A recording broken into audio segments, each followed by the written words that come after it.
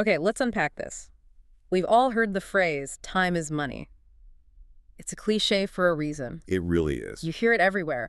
But when you step into the world of massive construction projects, we're talking power plants, dams, major infrastructure. It's really big stuff. Exactly. Time isn't just money, it's liability, it's law, and honestly, it is absolute leverage. Precisely. And if you mismanage time in that context, you aren't just losing a few dollars. You're not just running a week late. You could be compromising the entire legal standing of $1 billion investment. It's the axis the whole thing spins on. It is. And that is exactly why we are doing this deep dive today. We're looking at a single document that, it really rules the international scene. The FIDC Conditions of Contract for EPC Turnkey Projects, the 2017 edition. The Silver Book. That's what people in the industry call it. The Silver Book. It is the Bible for engineering, procurement, and construction. If you're building something massive and complex anywhere in the world, there's a very good chance this is the rule book you're playing by.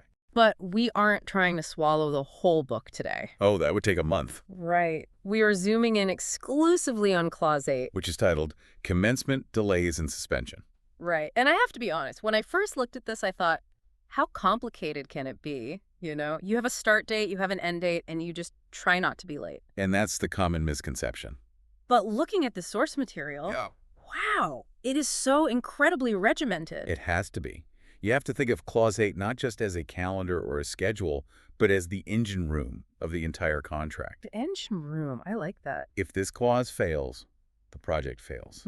It defines how we start, how we plan, what happens when we stall, how we speed up, and even how we stop entirely. It's the heartbeat of the project. So let's hit the green button. Let's talk about starting. I always assumed that the day you sign the contract, that's day one. Right. Champagne pops, ink dries, the clock starts ticking. But according to subclause 8.1, that is not the case, is it? No, it is not. And that is a fatal assumption for a lot of people new to this. Yeah. Signing the contract and commencing the works are two very different legal milestones. Okay. Under subclause 8.1, the commencement date isn't automatic. It usually requires a specific trigger, a formal notice from the employer. So the employer has to formally tell the contractor, go. Exactly. And there are strict rules for that go signal. The employer has to give that notice at least 14 days before the actual commencement date. 14 days. They can't just call you up on a Tuesday morning and say, start digging today. That makes practical sense. If I'm a contractor, I have to mobilize crews, machinery. Everything. You can't turn that on like a light switch. Yeah. You need that mobilization buffer. But here's the strategic trap for the employer. You can't just wait forever to give that notice. You can't sign a contract and then sit on it for 6 months while you, figure out your financing. So is there a hard deadline in the text? Generally, yes. Unless the particular conditions, that's the specific data sheet for your project, say otherwise, there is a default. The commencement date must occur within 42 days after the contract comes into full force. Okay, so a 42-day window to get the ball rolling. Now, once that date hits, what's the contractor's job? The text says the contractor must commence execution as soon as is reasonably practicable, and then proceed with, and this is a key legal phrase, due expedition and without delay. Due expedition. That sounds like lawyer speak for don't drag your feet. That is exactly what it means, but it carries real legal weight. Yeah. It imposes a positive obligation to work efficiently from day one. So it prevents that, the student syndrome? Doing all the work the night before the deadline? Right, cramming at the end. Exactly. Under this clause, you can't do that. Even if you aren't technically late for the final deadline yet, if you're moving sluggishly in month 2, the employer can point to 8.1 and say, you are in breach. You're not proceeding with due expedition. All right, so we've started. Now we need a plan. And this brings us to subclause 8.3, the program.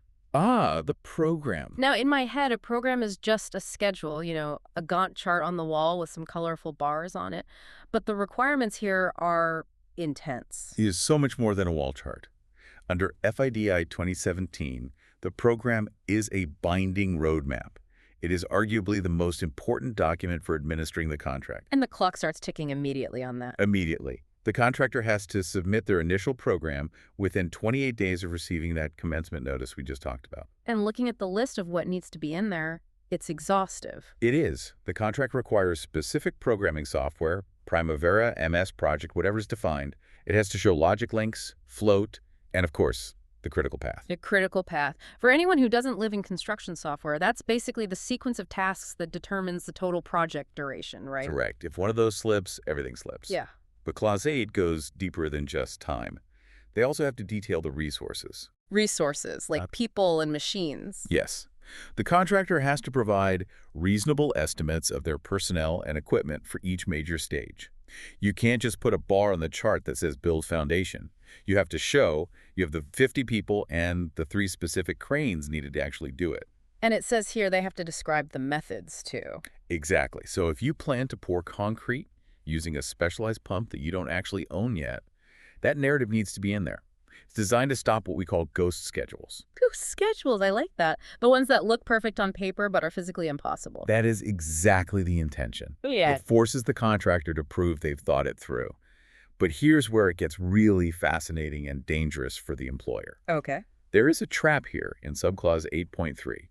We call it silence is consent, or deemed approval. I saw this in the notes and my jaw dropped. This feels like a massive shift. Walk us through it. Okay, so the contractor sends in this massive detailed program. The employer has a duty to review it.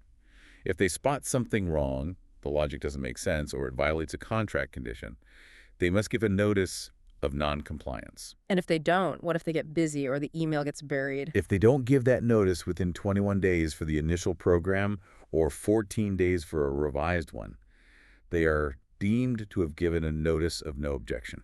Deemed. That is a scary word in a contract. It means legally you approved it, even if you stayed silent. So wait, just by doing nothing, that program becomes the official baseline for the project. That's it, even if you hate the schedule. That is a huge takeaway for anyone listening. You cannot just leave that document in your inbox. No. You cannot be a passive passenger on a FIDIC 2017 contract. You have to actively manage, or the contract will manage you. Okay, so we have a plan, but plans rarely survive contact with reality. Things go wrong. This brings us to part 3, foresight and delays. This is covered in subclauses 8.4 through 8.6. And the first thing to note is the shift in culture that FEIT 2017 tries to enforce. It pushes for advance warning. This sounded very collaborative to me.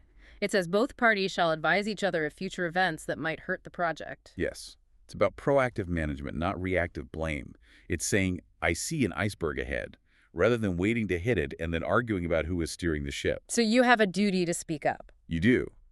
In the old days, a savvy contractor might see a problem and keep quiet, thinking, I'll let this happen, then I'll claim a huge delay later.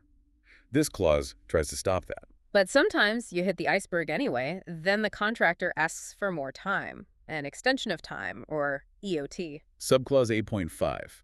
This is usually the most contentious part of any construction dispute. So when is a contractor actually allowed to claim extra time? It has to be specific. The clause lists the causes. Obviously, a variation if the employer changes the design, that's a valid reason. But it also includes impediment or prevention caused by the employer. So if the employer locks the gate and the trucks can't get in... That's an impediment. You get time for that. The text also had a very specific example that caught my eye. Unforeseeable shortages in the availability of employer-supplied materials. Yes, but look at the qualifier attached to that. It's only if those shortages are caused by epidemic or governmental actions.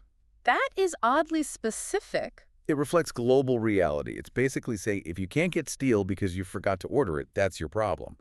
But if you can't get steel because the government shut down the port due to a virus, that is an excusable delay. Now, here is a question that I know keeps lawyers up at night.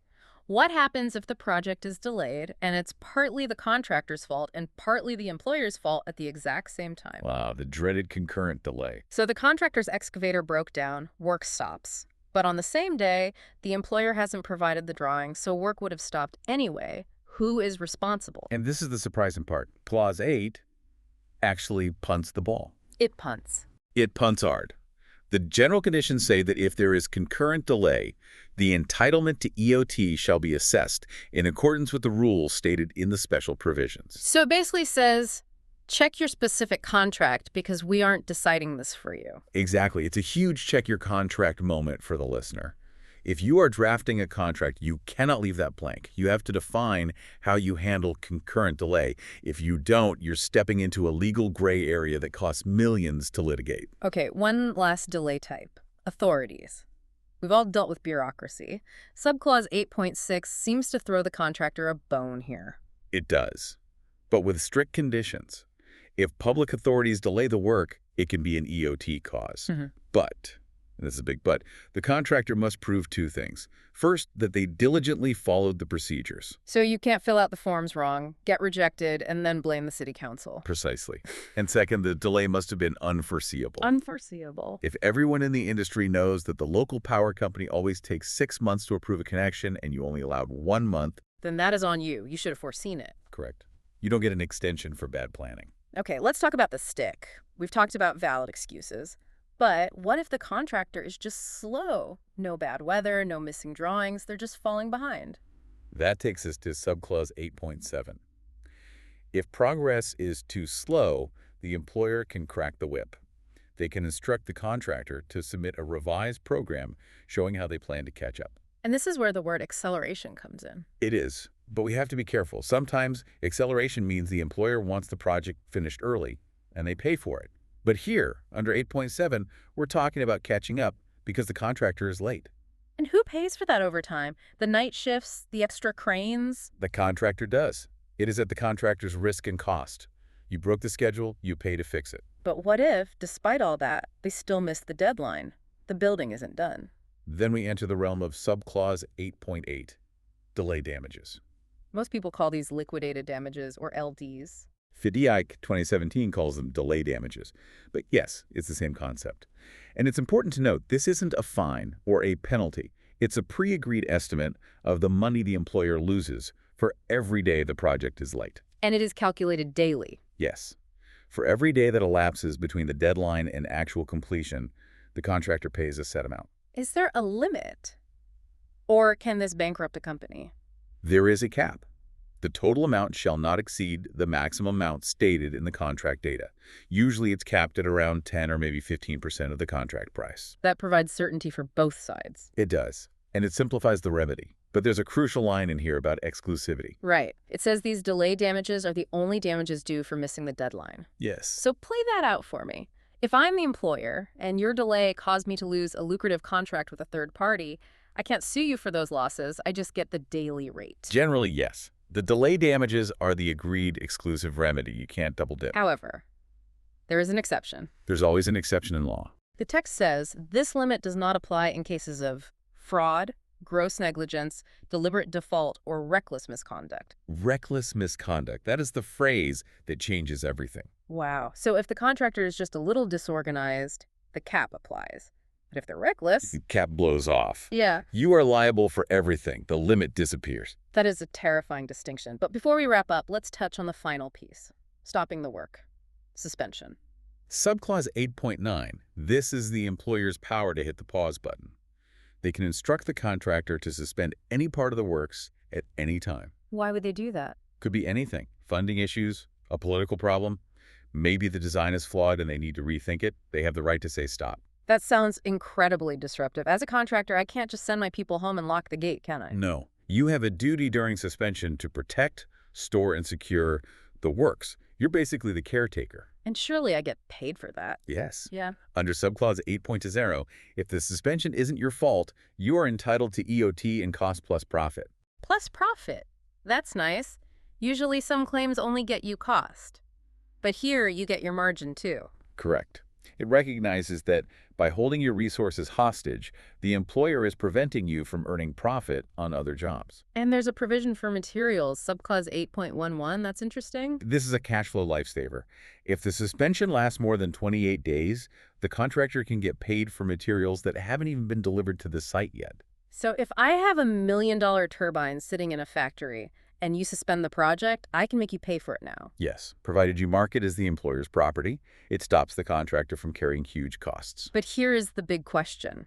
Can the employer suspend forever? Just keep you in limbo for 2 years? No. The source material has a strict timeline for this. It's the 84-day rule. 84 days. That's exactly 12 weeks. Right. If the suspension continues for more than 84 days, the contractor can issue a notice requesting permission to proceed. It's basically an ultimatum. Let me work or else. And if the employer doesn't give permission within 28 days after that request, the contractor can treat the suspended part as an omission. Meaning, fine, we aren't building that part anymore. Or, if the suspension affects the whole works, the contractor can terminate the contract entirely. They can walk away. That is a powerful safety valve. You can't be held hostage indefinitely. No. And when you do finally restart, under 8.13, you do a joint inspection. You look for any damage that happened during the pause. The contractor has to fix it, but the employer pays for it. So, bringing this all together, we've gone from the notice to commence to the program through delays, damages, and suspensions. It really is a complete life cycle of time. It is. And what stands out to me is the balance. Clause 8 is a rigorous framework designed to keep pressure on the schedule, but it also provides safety valves, EOT, suspension costs for things that are genuinely out of the contractor's control. My biggest takeaway, it's that silence is consent on the program. Whether you're building a power plant or managing a small project, if someone sends you a schedule and you don't object to it, you own it. Absolutely. Active management is the only way to survive Clause 8. If you sleep on your rights, you lose them. And I want to leave our listener with one final thought. We mentioned that delay damages are usually capped. That's the safety net. Yes, But we also said that cap disappears in cases of reckless misconduct. it does. So, here's the question. In a massive project that's spiraling out of control, at what point does a severely mismanaged schedule cross the line from just delay to reckless misconduct? If you knowingly ignore the critical path for months, if you submit a program you know is impossible, are you just incompetent or are you reckless? That is the line where the liability cap blows off and the real danger begins. And honestly, that is the question that keeps the best project managers awake at night. Something to think about the next time you look at a Gantt chart. Thanks for diving in with us. We'll catch you on the next one. If you're interested in the templates, please visit our shop. The link is in the description. Thanks for watching. Please subscribe and see next time.